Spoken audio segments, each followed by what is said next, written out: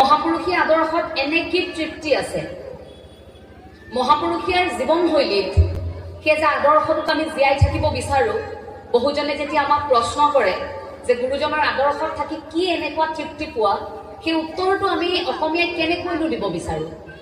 যেতিয়াই আন ৰাজ্যসমূহত বৈষ্ণৱৰ প্ৰচাৰ চলিছিল, ভক্তি আন্দোলন গঢ়ি উঠিছিল, তাৰ পাছত এই পুণ্যভূমি অসমত জগতগুৰু শ্ৰীমন্ত শংকৰদেৱ গুৰুজনাই নৱ বৈষ্ণৱ ধৰ্মৰ প্ৰচাৰ কৰিছিল, যাৰ মূল আদৰ্শটোৱে আছিল এক ঈশ্বৰবাদ।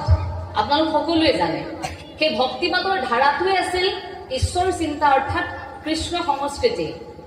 সেই অস্তিত্বৰ এটা বিশ্বাস যে কৃষ্ণক শৰণ লৈ বা এক ঈশ্বৰবাদত বিশ্বাস কৰি আমাৰ সেই ধাৰাটো যাওক।